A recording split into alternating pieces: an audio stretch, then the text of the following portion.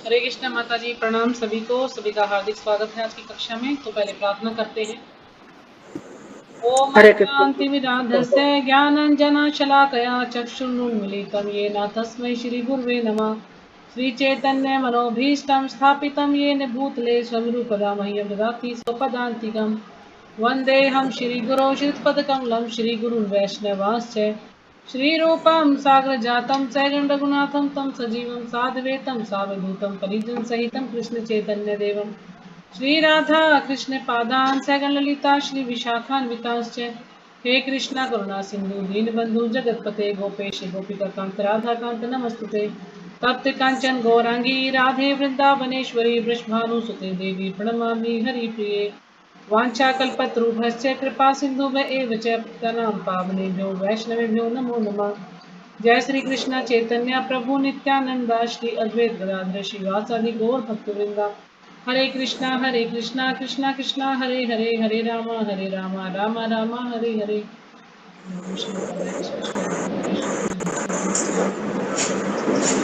गौरवाणी प्रचार श्री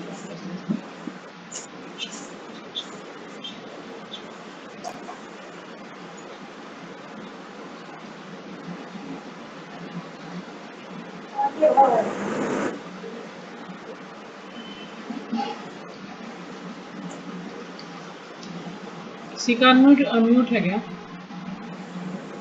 हरे कृष्णा माता जी, दंडवत प्रणाम। हाँ जी, प्रणाम माता जी।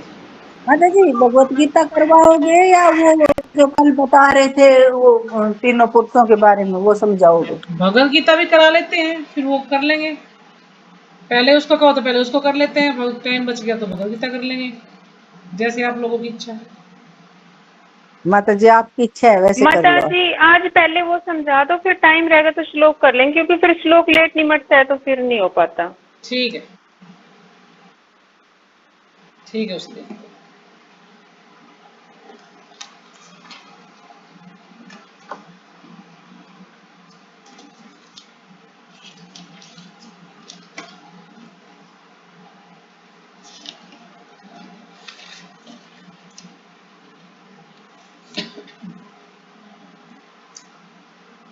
तो श्रीमद् भागवतम में 3 पुरुष अवतारों का वर्णन मिलता है। वैसे तो भगवान के 24 अवतार उसमें बताए गए हैं भागवतम में, लेकिन हमें सिर्फ 3 के लिए बोला था आपने, इसलिए मैं 24 इसमें लिखे नहीं है, 3 ही अवतार लिखे हैं जो मेन है।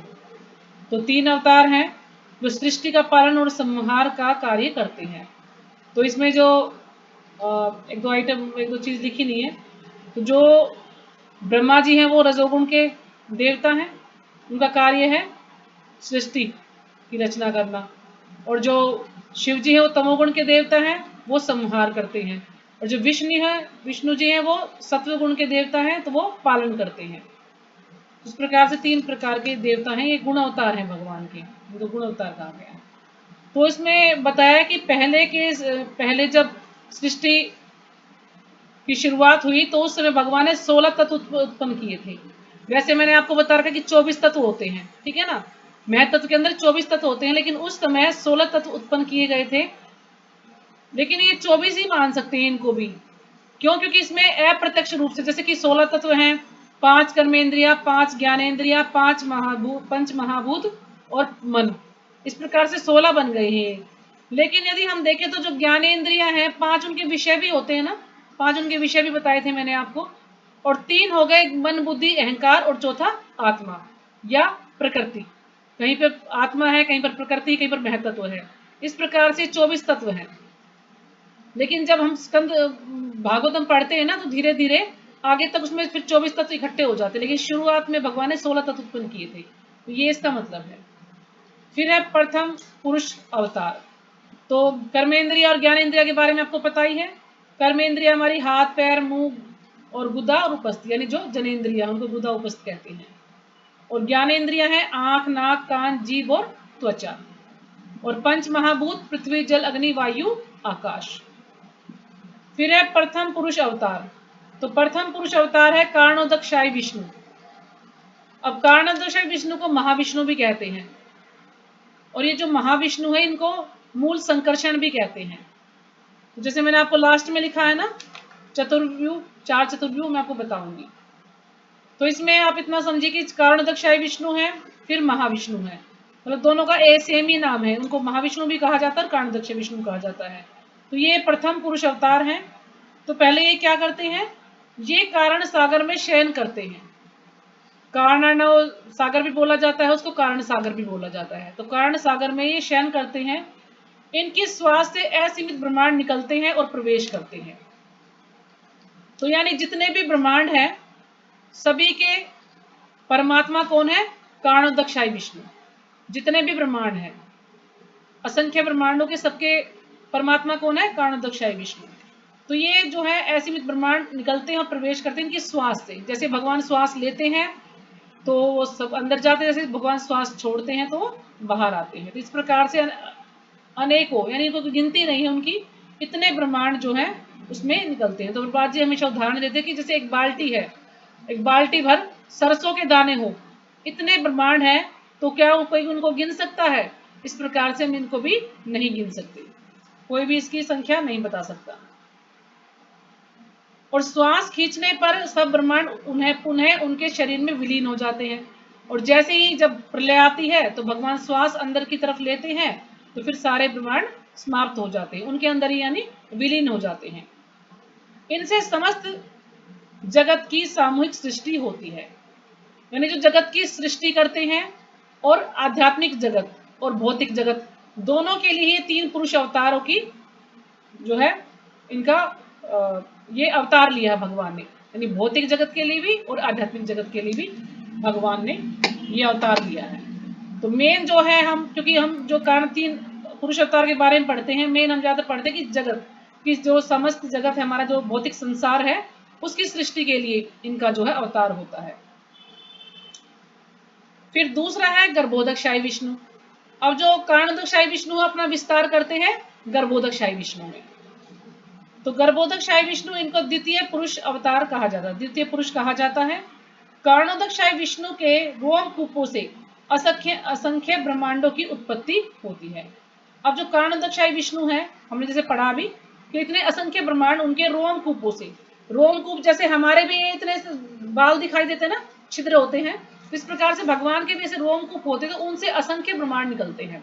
तो क्या हम इनको गिन सकते हैं? नहीं गिन सकते। तो इसी तरह से हम उनको भी नहीं गिन सकते हैं ब्रह्मांडों को। और प्रत्येक ब्रह्मांड में भगवान गर्भोदकशाही विष्णु के रूप में प्रवेश कर जाते हैं।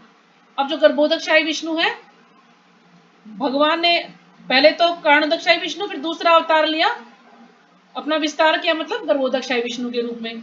और गर्भोदकशाही विष्णु जो है उसमें प्रवेश कर जाते हैं। अब इसे गर्भोदक सागर भी कहा जाता है, जो भगवान लेटते हैं। तो भगवान उसमें शयन करते हैं, भगवान सब जगह देखते हैं, कहीं पर उनमें स्थान नहीं मिलता लेटने का। तो वो क्या करते हैं कि अपने पसीने से आधा उसको भर देते हैं और फिर उसमें शयन करते हैं। तो इसमें जिसमें भगवान शयन करते हैं वह आधे ब्रह्मांड में लेटे हुए हैं, जो उनके शरीर के जल यानी पसीने से भरा है, उनके पसीने से भरा हुआ है, और आधा उसको भरते हैं वो। इन्हीं गर्भोदकशाही विष्णु की नाभि से एक कमल नाल निकलता है, जिस पर ब्रह्मा जी विराजमान होते हैं। ठीक है ना, जो विष्णु की जो नाभि है उसी से एक कमल निकलता है और उसमें ब्रह्मा जी विराजमान होते हैं। अब ब्रह्मा जी समस्त जीवों के पिता हैं और ब्रह्मांड की सुघड़ डिजाइन तथा संचालन में लगे समस्त देवता रूप शिल्पियों के स्वामी हैं। यानी जो ब्रह्मांड की सुघड़ डिजाइन, यानी बहुत सुंदर डिजाइन, यानी जितने भी जीव हैं उन सबको आकार देना, शक्ल सूरत देना, ये सब ब्रह्मा जी का कार्य है। तो और भी देवता जो है उनके इस कार्य में लगे हुए हैं। तो उन सबके शिल्पी है, सबके शिल्पी कौन है? ब्रह्मा जी हैं। यानी हेड कौन है? ब्रह्मा जी ही हैं। सबको ये बताने वाले, भाई तुम्हें ये कार्य करना है, तुम्हें इस तरह से करना है, तो सब कुछ करने वाले ब्रह्मा जी ही हैं। इस कमलनाल के भीतर भूमंडल में 14 लोक है। तो कमलनाल के भीतर 14 लोक हैं। तो 14 लोक मैंने आपको कई बार वैसे भी लिखवाए हैं। तो 14 लोक कौन कौन से हैं? हाँ जी माता जी, आपने लिखवाए, पर इसमें और भी विस्तार से दे दिया आपने। हाँ, मैंने इसमें आपको ये बताया कि इसमें किस लोक में कौन व्यक्ति रहता है, किसका लोक है ये। तो जैसे सत्यलोक ब्रह्मा जी का लोक है, सबसे पहले सबसे ऊपर है सत्यलोक। सत्यलोक जो है ब्रह्मा जी का लोक है। इन 14 लोकों में सबसे ऊपर सत्यलोक है। बाकी इसके ऊपर तो और बहुत सारे लोक हैं, बैकुंठ लोक हैं, साकेत धाम है, भगवान के मतलब जितने भी यहाँ अवतार हैं सबके अलग अलग धाम है वहां पर। और सबसे ऊपर होता है गोलोक वृंदावन। तो इसलिए ये सिर्फ ब्रह्मा जी तक ही सीमित है, 14 लोक के बारे में है। तो ब्रह्मा जी का लोक है सत्यलोक, और फिर आता है तपलोक। तपलोक इससे नीचे है। तो तपलोक में 4 कुमार होते हैं, सनक, सनातन, सनत कुमार और सनंदन। तो 4 कुमार इसमें रहते हैं। फिर आता है जनलोक। जनलोक में जो प्रजापति हैं वो रहते हैं। प्रजापति में जैसे कि हम ऋषि भी हो सकते हैं, जैसे जो बड़े बड़े ऋषि हैं उनको प्रजापति भी कहा गया है। तो इसमें प्रजापति कोई नाम नहीं दिया गया, इसलिए मैंने प्रजापति ही लिखा है। फिर है मेहरलोक। मेहरलोक में रहते हैं भृगु मुनि। तो आज हम जो श्लोक करेंगे उसमें भृगु मुनि का भी जिक्र है। जैसे भृगु मुनि के बारे में हमने कथा सुनी है ना माता जी से, कि भृगु मुनि जो है भगवान की परीक्षा लेते हैं कि 3 देवों में सबसे बेस्ट कौन है। तो जब ब्रह्मा जी के पास जाते हैं, उनको प्रणाम नहीं करते, तो ब्रह्मा जी नाराज हो जाते हैं। जब उनकी छाती पे लात मारते वो हाँ वाले? जी, हाँ जी, हाँ जी, वो कथा कई अच्छा। बार सुनाई है ना माता जी ने। हाँ तो हाँ वो वाली हाँ, आ कथा गई है। याद। तो ये है भृगु मुनि। तो मेहरलोक में रहते हैं भृगु मुनि। फिर उसके बाद है स्वर्ग लोक। तो स्वर्ग लोक में जितने भी देवता हैं सब वही उसमें रहते हैं स्वर्ग लोक में। जैसे इंद्र है, वरुण है, या अग्निदेव, जो भी जितने भी देव हैं 33 करोड़ देवी देवता, सब वो स्वर्ग लोक के निवासी हैं सब। फिर उसके बाद आता है भूअर लोक। भूअर लोक में भूत रहते हैं, है ना, जो भूत हैं वो रहते हैं भूअर लोक में। फिर उसके बाद आता है भूलोक। भूलोक में मनुष्य रहते हैं।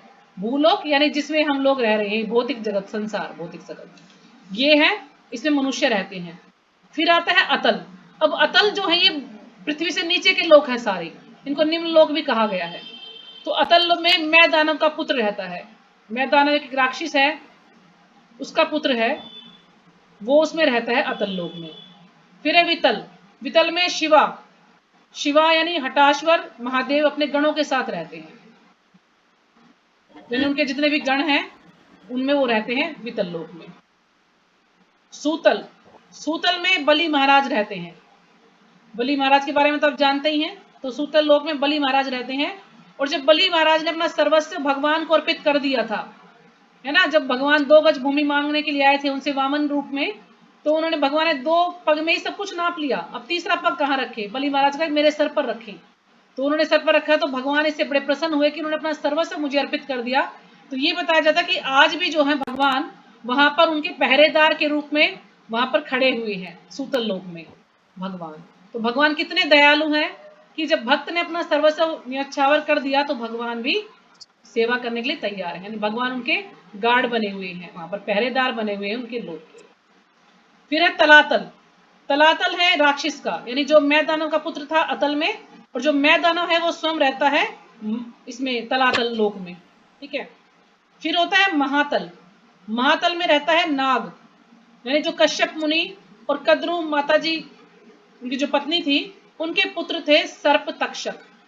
तक्षक थे और बहुत सारे सर्प थे। तो ये यानी नागों का लोक बताया गया है। तो जितने भी ये सर्प हैं ये सब कश्यप मुनि और कद्रू माता जी के पुत्र हैं। फिर आता है रसातल। तो रसातल में रहते हैं दैत्य। दैत्य यानी दीति के पुत्र। अदिति और दीति 2 बहनें थी ना। तो अदिति यानी दीति के जो पुत्र हैं वो रहते हैं रसातल लोक में, क्योंकि वो दैत्य कहलाए हैं। फिर आता है पाताल। अब पाताल जो सबसे नीचे है, पाताल में रहते हैं मणि वाले सर्प, यानी जो वासुकी नाग के बारे में हमने सुना है ना, वासुकी वहां पर है। और भी बहुत सारे मणि वाले सर्प वहां पर रहते हैं। तो वासुकी इनमें सब में मेन है, यानी उनका हेड है। तो पाताल लोक से भी नीचे जाकर के 28 प्रकार के नरक हैं। पाताल लोक से भी नीचे 28 प्रकार के नरक हैं, और इतने भयानक हैं वो। जब हम कभी भागवतम सुनेंगे, जैसे माता जी सुबह सुना रही हैं, तो जब हम वो पढ़ेंगे वो वाला अध्याय, तो उसमें देखना कितने प्रकार के नरक, 28 प्रकार के, कैसे कैसे उसमें बता रखा है कि किस प्रकार से जो कैसा कार्य करता है, कर्म करता है, उसके अनुसार उसको वहां पर रखा जाता है, सजा मिलती है। माता जी हाँ हरे जी। कृष्णा। ये लोक है ये गर्भधारक विष्णु के नीचे है ये? हाँ जी, ये जो कमलनाल है ना, कमलनाल जो दिखाया है उसमें, उसमें है 14 लोग। अच्छा उसमें है ये। हाँ, कमलनाल में से पहले ब्रह्मा जी की उत्पन्न होते हैं और उसी के अंदर ये 14 लोक भी हैं। यानी भगवान की नाभि में ही है, इसे एक किस्म से ये समझ सकते हैं आप। जो कमलनाल है उसके अंदर है ये 14 लोक। तो फिर उसके बाद तो 3 का भगवान, वर्णन बीच में आया है। हाँ बीच में आया है, ठीक है, जो धन्यवाद। कमलनाल निकला ना, उसमें 14 भुवन बताए गए हैं, 14 लोग बताए गए हैं उसमें। फिर भगवान अपना तीसरा विस्तार करते हैं क्षीरोदक्षाई विष्णु के रूप में। अब जो क्षीरोदक्षाई विष्णु है वो गर्भोदक्षाई विष्णु से क्षीरोदक्षाई विष्णु का विस्तार होता है। पहले हमने पढ़ा कारणोदक्षाई विष्णु जो कि कारण सागर में शयन करते हैं, और फिर जो गर्भोदक्षाई विष्णु है वो गर्भोदक सागर में शयन करते हैं। और अब उसके बाद है क्षीरोदक्षाई विष्णु। जो क्षीरोदक्षाई विष्णु है वो क्षीर सागर में, क्षीर सागर यानी दूध का सागर है वो, उसमें जो है भगवान शयन करते हैं क्षीरोदक्षाई विष्णु। और जो क्षीरोदक्षाई विष्णु है वो समस्त जीवों के सामूहिक परमात्मा, यानी जितने भी जीव हैं 84 लाख योनियां हैं, सबके अंदर परमात्मा रूप में क्षीरोदक्षाई विष्णु रहते हैं। और जितने भी ब्रह्मांड हैं प्रत्येक ब्रह्मांड में गर्भोदक्षाई विष्णु परमात्मा रूप में रहते हैं। और जो महाविष्णु है वो सभी ब्रह्मांडों के अंदर, सभी ब्रह्मांडों के जो है परमात्मा है वो, तो वे हरि कहलाते हैं और उन्हीं से ब्रह्मांड के सारे अवतारों का विस्तार होता है। यानी इसके बाद जो और भी अवतार होते हैं वो सब क्षीरोदक्षाई विष्णु से ही होते हैं, और जितने भी अवतार होंगे वो क्षीरोदक्षाई विष्णु से ही होते हैं। तो पहला कारणोदक्षाई विष्णु जो महतत्व में समग्र भौतिक तत्वों को उत्पन्न करता है। अब कारणोदक्षाई विष्णु क्या करता है, महतत्व के अंदर जितने भी भौतिक तत्व हैं, यानी जो भी सृष्टि करने के लिए जो भी तत्व हैं, जैसे कि सब्जी बनाने के लिए कुछ कुछ मसाले होते हैं, इस प्रकार से जो भी भौतिक तत्व हैं वो उन सबको उत्पन्न करते हैं कारणोदक्षाई विष्णु। तो महाविष्णु अपनी मुक्त इच्छा से आध्यात्मिक आकाश के कुछ भाग में लेटे रहते हैं, तो उनकी अपनी इच्छा होती है, इस प्रकार से वो उसमें शयन करते हैं, लेटे रहते हैं। तो इस तरह वे कारणाओं में लेटे हुए प्रकृति पर दृष्टि फेरते हैं। तो जैसे हमने कई बार चर्चा की, तो भगवान क्या करते हैं, सिर्फ दृष्टिपात करते हैं, किस पर, प्रकृति पर, और वो गर्भस्थ हो जाती है, यानी बीज उसमें डाल देते हैं भगवान, और बाकी फिर उसको ब्रह्मा जी को बोलते हैं सृष्टि करने के लिए। तो बीज भगवान डालते हैं और बाकी सृष्टि ब्रह्मा जी करते हैं। फिर उसको ब्रह्मा जी को भगवान जो है इतनी जो भी वस्तुएं हैं, जो भी इसके लिए चाहिए है ना, जो भी पदार्थ चाहिए, वो सबकी जो व्यवस्था भगवान करते हैं, और फिर उनको कहते हैं ठीक आप रचना कीजिए, फिर ब्रह्मा जी रचना करते हैं। तो जिससे तुरंत महतत्व की सृष्टि होती है। इस प्रकार भगवान की शक्ति से विधुन्मेषित होकर प्रकृति अनेक ब्रह्मांडों को जन्म देती है।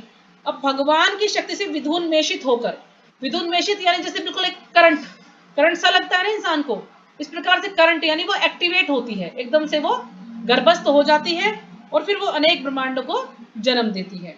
तो कोई भी घटना किसी कारण के बिना नहीं घट सकती। तो कोई भी घटना है, कोई ना कोई कारण होता है।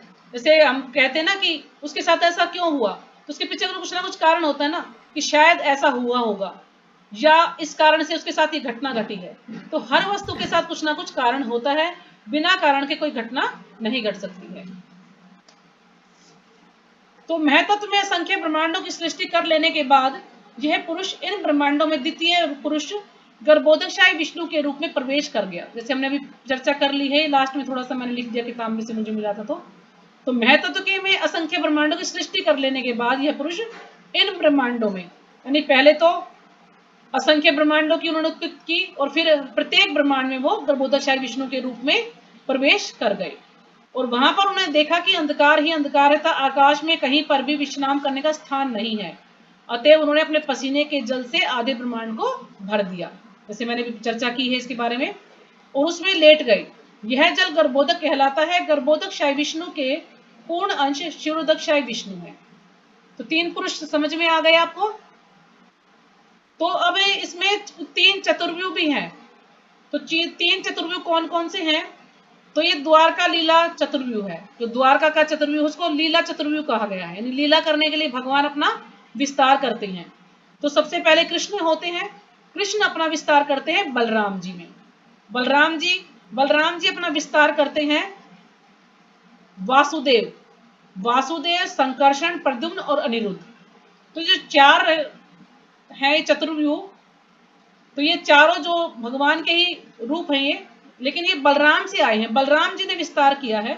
तो ये चारों क्या करते हैं, द्वारका में लीला करते हैं, मथुरा में लीला करते हैं, यानी ब्रज धाम में जो भी लीलाएं होती हैं या द्वारका में जो भी लीलाएं होती हैं वो सब यही करते हैं। जैसे कि अनिरुद्ध भगवान के बेटे के रूप में भी आए हैं ना, और प्रद्युम्न भी भगवान के बेटे के रूप में आए हैं। संकर्षण जो बलराम जी का ही अवतार है, बलराम जी को संकर्षण भी कहा जाता है संकर्षण के रूप में, और वासुदेव को, कृष्ण को वासुदेव भी कहा जाता है, या उनके जो पिता है उनको वासुदेव कहा जाता है। इसमें क्लियर नहीं बता रहा कि कौन वासुदेव है, लेकिन बस ये है कि 4 अपना वो विस्तार करते हैं, और इस प्रकार से ये लीला करने के लिए होते हैं 4 विस्तार बलराम जी के। फिर है दूसरा है बैकुंठ का ऐश्वर्य चतुर्व्यूह, और जो बैकुंठ धाम में के अंदर जो चतुर्व्यूह है वो किससे होता है? पहले कृष्ण है, फिर बलराम, बलराम से आते हैं महासंकर्षण, महासंकर्षण फिर अपना विस्तार करते हैं वासुदेव, संकर्षण, प्रद्युम्न और अनिरुद्ध। तो जब ये जो ऊपर बैकुंठ लोक हैं, इनके ये अलग अलग बैकुंठ लोक है सबके, वासुदेव का अलग बैकुंठ है, संकर्षण का अलग है, प्रद्युम्न का अलग है, अनिरुद्ध का अलग है। इस प्रकार से वहां पर असंख्य बैकुंठ लोक हैं।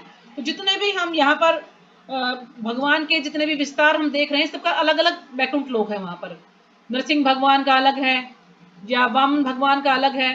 तो जितने भी अवतार हैं सबके अलग अलग बैकुंठ लोक वहां पर बताए गए हैं। तो ये जो है बैकुंठ लोक में निवास करते थे, इनको कहा गया ऐश्वर्य चतुर्व्यूह, यानी ये सिर्फ निवास करते हैं अपने ऐश्वर्य के लिए। वहां पर बैकुंठ लोक में ये कोई लीला नहीं करते, सिर्फ ऐश्वर्य है इनका। और फिर तीसरा आता है जो कि हम अभी पढ़ रहे हैं 3 पुरुष अवतार के रूप में। तो हम ज्यादा 3 पुरुष अवतार का उसी को जानते हैं, मेन वही हम बुक्स में सृष्टि के लिए उसी को देखते हैं कि सृष्टि इसके द्वारा होती है। तो इस भौतिक जगत के लिए तीसरा चतुर्व्यूह है जो सृष्टि करते हैं।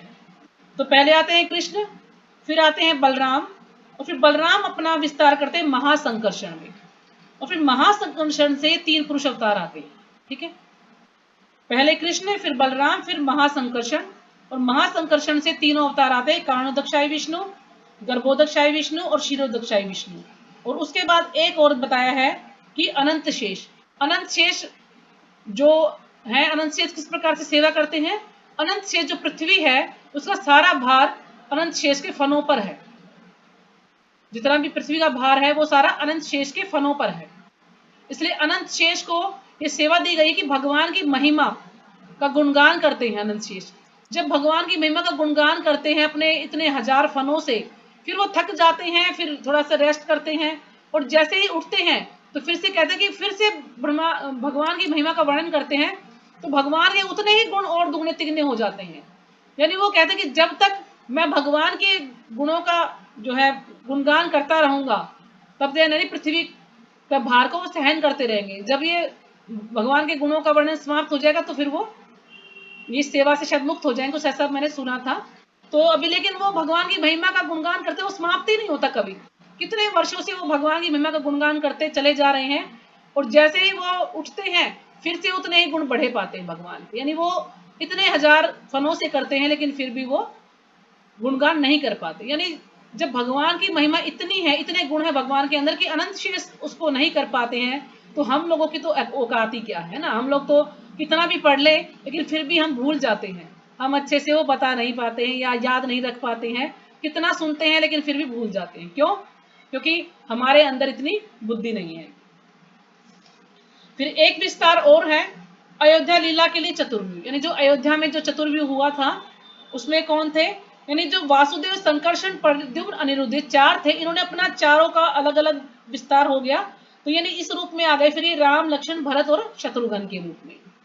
यानी जो अयोध्या में जो लीला हुई थी त्रेता युग में, उसमें राम, लक्ष्मण, भरत और शत्रुघ्न के रूप में आए थे भगवान, अपना 4 चीजों रूप में विस्तार किया था उन्होंने।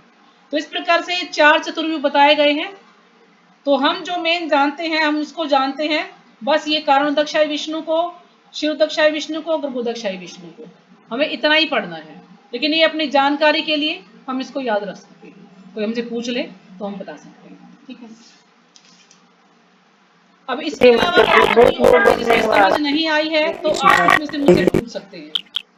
धन्यवाद माता जी। माता जी इतना बता दो फिर भूल जाते हैं, क्या करें? बिल्कुल भूल तो जाएंगे माता जी, इसको ना बार बार पढ़ना पड़ेगा, याद करना पड़ेगा। लिखा है तो माता जी पढ़ लेंगे तो थोड़ा ठीक रहेगा। याद करोगे तो आपको याद होगा। माता जी मैंने आपको सारे याद कर लिए, महत्व का पूरा चार्ट बना के दिया था, उसको आप जब बार बार पढ़ोगे तो आपको थोड़ा थोड़ा समझ आ जाएगी महत्व तो है क्या। ठीक है ना? कमलेश माता जी आप तो बिना पढ़े इतना अच्छा बोल रहे हैं। कुछ चीजें ऐसी हैं कि इनको याद करना ही वो क्या बोलते हैं, इसके पेट पे मत चढ़ाओ। खजूर के पेड़ मत चढ़ाओ। नहीं माता जी, सही में आप जैसे भी माता जी बोलते कि एक्सप्लेन करो, इतने अच्छे से कर देते बिना पढ़े। सच में। बेचारी सुनती बहुत है ना, सुनती रहती हैं, हर लेक्चर सुनती रहती हैं, तो जब सुनते सुनते भी कहते हैं ना ज्ञान हो जाता है। तो एक श्लोक ले लेते हैं हम, 24वां श्लोक, ठीक है। श्रीमद् भगवद गीता यथारूप अध्याय 10, इसमें है 18 अध्याय, श्लोक संख्या 700, और अभी हम पढ़ रहे हैं अध्याय 10 श्री भगवान का ऐश्वर्य, और श्लोक संख्या 24। तो हमें जो ये चैप्टर के नाम है ये भी हमें याद रखने चाहिए। हमसे ये भी वहां ओरल में पूछे जा सकते हैं कि कौन से, क्योंकि उन्हें पूछा कि 5वें अध्याय का नाम बताइए, कौन क्या नाम है भगवद गीता 5वें अध्याय का नाम बताइए, इस प्रकार से प्रभु जी ने पूछा वहां पर, तो ये भी हमें याद रखने चाहिए। पुरोधसां च मुख्यं मां विद्धि पार्थ बृहस्पतिं सेनानीनामहं स्कंदः सरसामस्मि सागरः। तो जो भी पढ़ना चाहे श्लोका पढ़ सकते हैं। हरे कृष्णा माता जी, धन्यवाद प्रणाम। श्रीमद् भगवत गीता यथारूप अध्याय संख्या 10 श्री भगवान का ऐश्वर्य, श्लोक संख्या 24। इसमें कुल 42 श्लोक हैं। पुरोधासां च मुख्यं मां विविधार्थ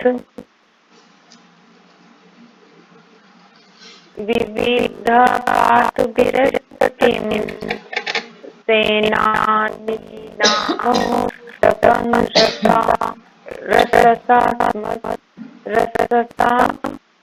रससामस्मि सागर। हरे कृष्ण माता जी हरे कृष्णा। प्रणाम सभी भक्तों को। श्रीमद् भगवत गीता यथारूप अध्याय 10 श्लोक संख्या 24। पुरोधसां च मुख्यमां विद्धि पार्थ बृहस्पतिं सेनानीनां स्कंदः सरसामस्मि सागरः। हरे कृष्णा माता जी, धन्यवाद। हरे कृष्ण माता जी। हाँ जी हरे कृष्णा प्रणाम। अध्याय 10 श्लोक संख्या 24। पूर्वसां मुख्यां मां विद्धि पार्थ बृहस्पतिं सेनानीनाम् अहं स्कंदः सरसामस्मि सागरः। हरे कृष्ण। जी हरे कृष्णा पढ़िए।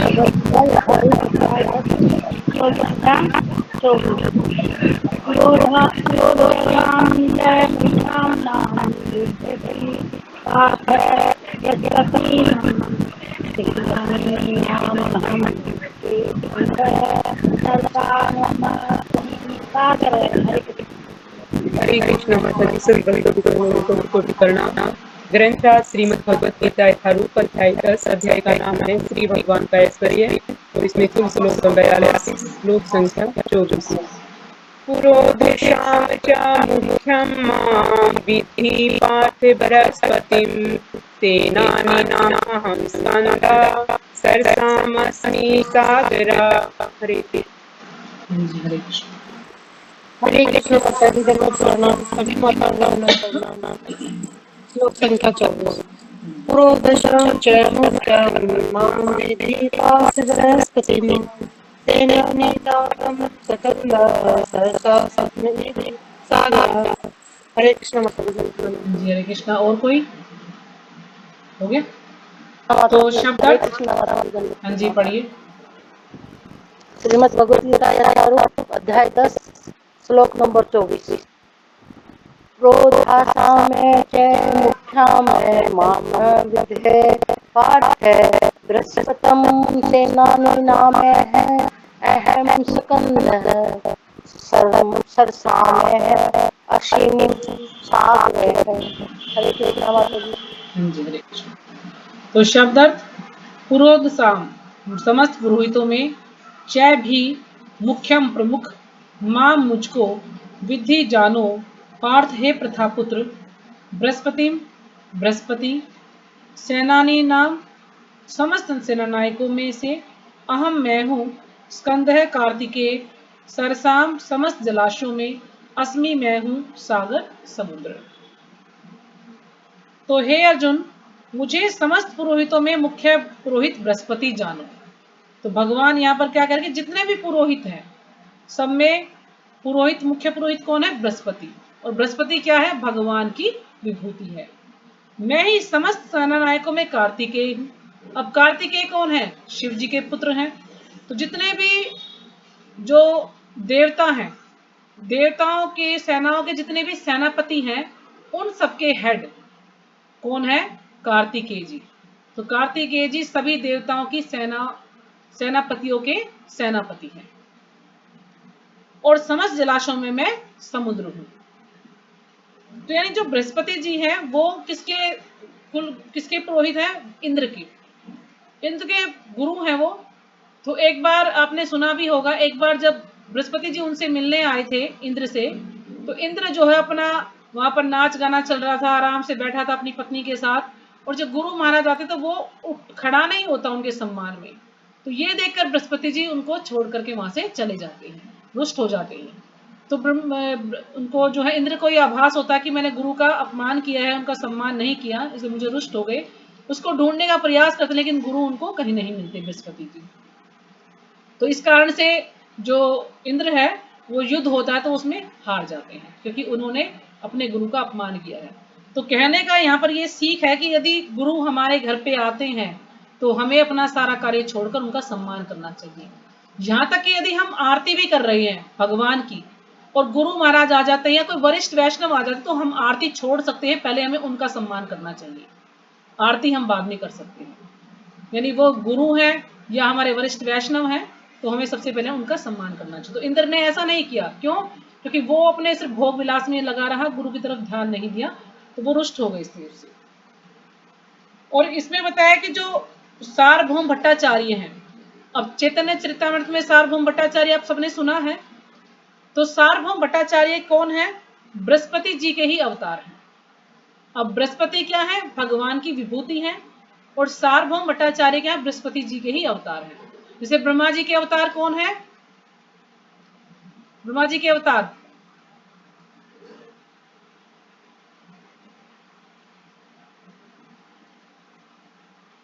हरिदास ठाकुर, ब्रह्मा जी के अवतार है हरिदास ठाकुर। और इसी तरह से बृहस्पति जी के अवतार है सार्वभौम भट्टाचार्य। ये है चैतन्य चरितामृत में। और कृष्ण लीला में बृहस्पति जी के शिष्य कौन है, उद्धव जी। कृष्ण लीला में बृहस्पति जी के शिष्य उद्धव को बताया गया है, तो ये आप नोट कर सकते हैं। तो इस प्रकार से बृहस्पति जो है भगवान की विभूति है। तो जितने भी पुरोहित हैं तो सभी में मुख्य पुरोहित है भगवान बृहस्पति जी के अवतार में। मैं ही समस्त सेनानायकों में कार्तिकेय हूं। कार्तिकेय का मैंने आपको बताया कि सभी सेनापतियों के सेनापति हैं कार्तिकेय, क्योंकि जब देवता सभी देवता ने इकट्ठे होकर शिव जी के पास जाते हैं और कहते हैं कि हमें कोई अपना कोई सेनापति चाहिए, तो शिव जी से प्रार्थना करते हैं। तो फिर शिव जी जो है संग करते हैं पार्वती जी का, और उनको ये पुत्र की प्राप्ति होती है। तो फिर इस प्रकार से वो उनके इंद्र जो है उनको कहते हैं कार्तिकेय जी को कि आप जो है हमारे इंद्र अपनी सीट पर उनको बैठाते हैं कि आप ही जो है देवताओं के राजा बने। लेकिन कार्तिकेय मना करते हैं कि नहीं नहीं, मुझे देवता को राजा बनने का कोई भी शौक नहीं है। तो वो फिर सेनापतियों के सेनापति बनते हैं। और तो ये जो कार्तिकेय है ये भगवान की विभूति ही है। समस्त जलाशयों में मैं समुद्र हूं। तो जितने भी जलाशय हैं उन सबके समस्त जलाशयों में समुद्र हूं, यानी जो समुद्र है वो क्या है, भगवान की विभूति है। तो तात्पर्य पढ़ते हैं हम तात्पर्य श्रीपाद जी के द्वारा। इंद्र स्वर्ग का प्रमुख देवता है और स्वर्ग का राजा कहलाता है। जिस लोक में उसका शासन है वह इंद्रलोक कहलाता है। बृहस्पति राजा इंद्र के पुरोहित हैं, और चूंकि इंद्र समस्त राजाओं का प्रधान है इसलिए बृहस्पति जी समस्त पुरोहितों में मुख्य हैं। तो ये क्वेश्चन भी पूछा गया था वहां पे जब एग्जाम में कि सभी पुरोहितों के पुरोहित कौन है, तो इसमें आपको बृहस्पति पे निशान लगाना है। इस प्रकार क्वेश्चन आ सकते हैं वहां पर।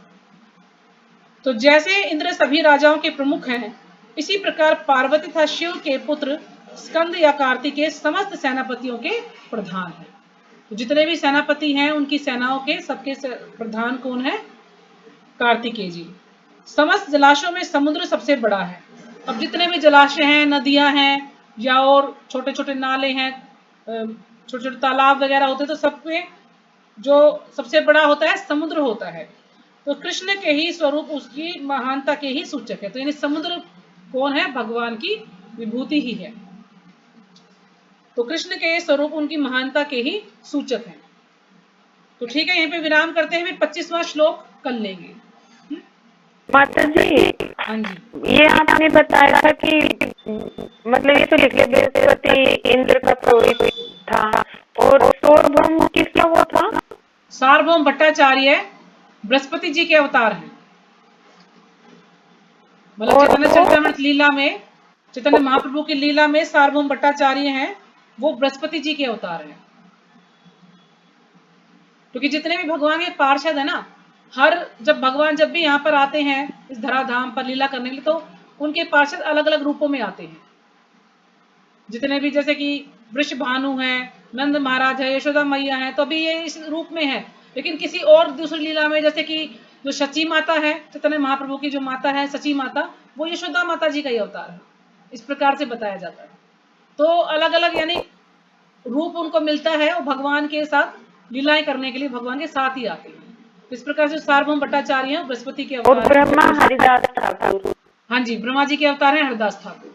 और कृष्ण लीला में बृहस्पति के शिष्य है उद्धव जी। उद्धव जी, हाँ जी।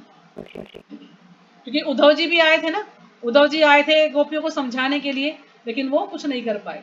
वो कह रहे थे कि तुम कृष्ण को भूल जाओ, लेकिन वो कृष्ण को नहीं भूल पा रहे। तो कल वाला श्लोक फिर माता जी कराएंगी, जहां तक हो सके माता जी को बोलेंगे हम, ठीक है? नहीं तो फिर हम देखते हैं, क्योंकि अभी इसको करेंगे तो 10 मिनट और लग जाएंगे। अगर आप कहें तो करें, तो फिर कल ही करें। नहीं माता जी, कल ही कर लेंगे। ठीक है। तो आपने, मैंने एक लेक्चर भेजा था आपको, सचिपति प्रभु का लेक्चर भेजा था, वो सुना आपने किसी ने? नहीं सुना माता जी।